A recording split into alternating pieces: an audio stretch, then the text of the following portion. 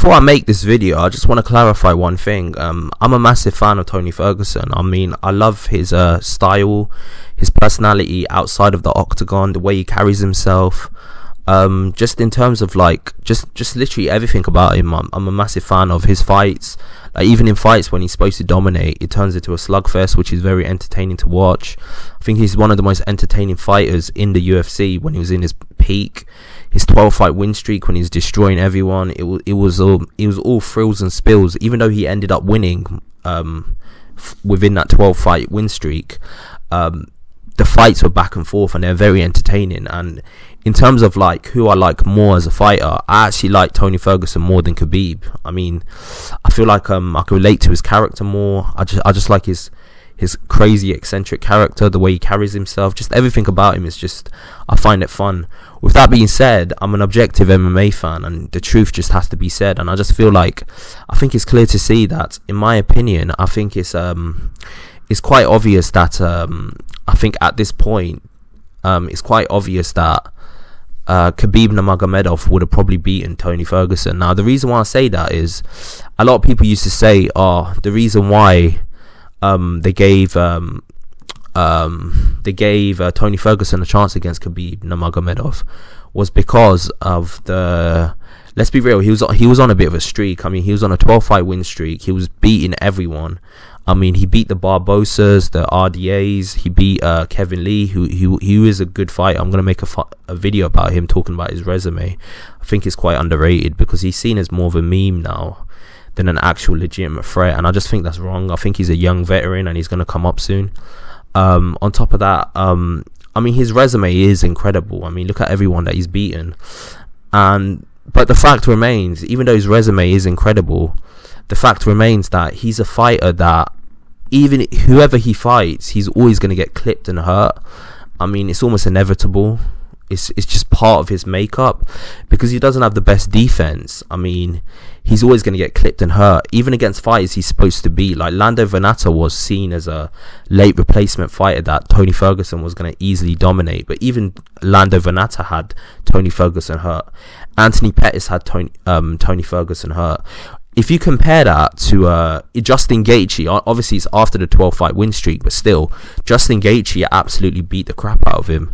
Now, if you compare that to Khabib, there's only a handful of times when Khabib has lost a round, and on top of that, there's only a handful of times when Khabib has actually been in a position where he's been dominated. I mean, say what you like about Khabib, and I do have a lot of like contention towards him in to some extent, because a lot of people call him the GOAT. I don't believe he's the GOAT because I don't think he's accomplished enough. But in my opinion, I think he's the most dominant champion of all time, and I think that's fair to say. I think he's the greatest lightweight champion of all time. And lightweight is one of the most competitive weight classes in MMA. So, in my opinion, you can have Khabib as a top 5 of all time. He's not the GOAT. The GOAT is the greatest of all time, so that's the top of the pack. In my opinion, that's GSP. But in terms of being top 5, I think Khabib's up there. But the reason why I think Khabib would have beaten Tony Ferguson was just based on the dominance of that he's shown. I mean, we saw how Charles Oliveira completely... people said the reason why Tony Ferguson can beat Khabib was because he can fight off his back. So when he's put in that position, I mean, he probably would have got dominated. But in my opinion, that cannot be further from the truth. The reason why I think that is because the fact is that Tony Ferguson is a fighter that if you saw him against Charles Oliveira is obviously he's a third-degree Brazilian Jiu-Jitsu champion. So from that perspective, I just think I think it's fair to say that if Tony Ferguson got dominated like that against a fighter of that caliber, I think Khabib actually looks more impressive than Charles Oliveira when it comes to ground and pound and Brazilian Jiu-Jitsu. Even though in terms of his submission game, I think it's clear to see that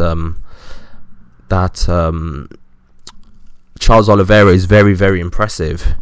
I mean, even Michael Chandler managed to get get away from him when he was on his back. And I know Michael Chandler is an underrated wrestler, but the fact remains that I just feel like Khabib, for whatever reason, is just a lot more dominant than Charles Oliveira is. So from my perspective, I just think it's quite easy to see that Khabib would have dominated him. On top of that, Khabib has never been cut, has never been beaten up. He's just way too dominant for, I think, Tony Ferguson. Now, don't get it twisted, I would have loved to have seen a fight, and there is an element that you can sort of believe that Tony Ferguson might have won.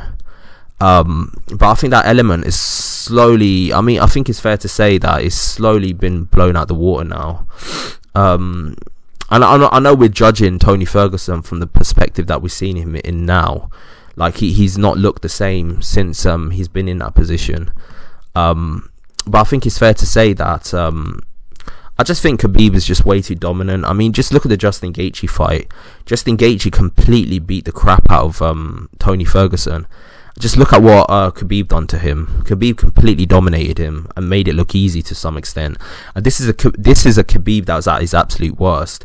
This is a Khabib who had his leg broken. This is a Khabib who had to deal with the mumps. This is a Khabib who just had his father pass away. This is a Khabib that was compromised in every way, in every and any way that you can think of. He was compromised, yet he dominated Justin Gaethje so easily, while Tony Ferguson got completely beaten up by him. I think a more compelling fight than Tony Ferguson, and obviously it doesn't have the same pizzazz to it because both of them were on a 12-fight win streak. Both of them have completely different personalities. But I feel like a Charles Oliveira versus a Khabib fight might have been more interesting because Charles Oliveira is a third degree Brazilian Jiu-Jitsu belt. He's got a black belt in Brazilian Jiu-Jitsu on a third degree. I think he would have been more interesting because he probably could have got into creative submission positions and completely would have dominated him to some extent. But from that perspective, I just think it's fair to say that although I would love to have thought of it as a very close fight, and at the time on paper it looked like it was a very close fight. The fifth time they were supposed to fight, they're both on 12-fight win streaks. Khabib was on a 12-fight win streak in terms of all the fights he had in the UFC. Obviously, overall, he was on a 29-fight win streak. But in terms of the fights he had in the UFC, he was on a 12-fight win streak. Tony Ferguson was on a 12-fight win streak. He was undefeated for 7 years. His last loss was to Michael Johnson, and since then he improved drastically. So at that time, it looked like a very, very impressive fight to make. It looked like a fight that could have been very interesting. But the truth is, I just think the right time, I think it might have been to some extent, good for Tony Ferguson's legacy that he didn't fight Khabib, because the fact that he didn't fight him, there's always a what if. Like, I could be completely wrong. Tony Ferguson might have beaten him, but obviously now we'll never know. But the fact, because obviously Khabib has retired, Tony Ferguson has just not been the same. But if he would have fought Khabib, I think Khabib would have beaten him. And if Khabib would have beaten him, then it would have put all the rumours to bed, and we would have known who was the best. So sometimes it's better not to know than to know.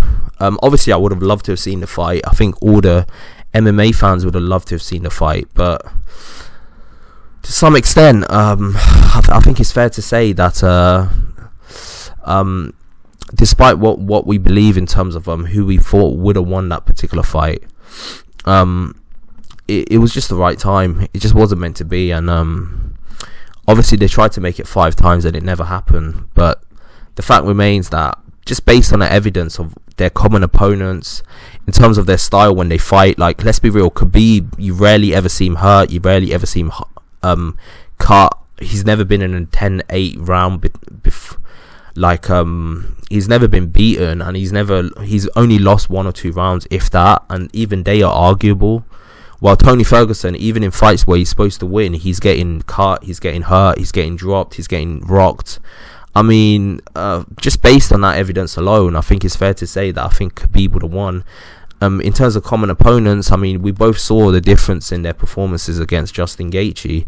We saw how Justin Gaethje dominated, and we saw how Khabib struggled against Tony Ferguson struggled against Justin Gaethje.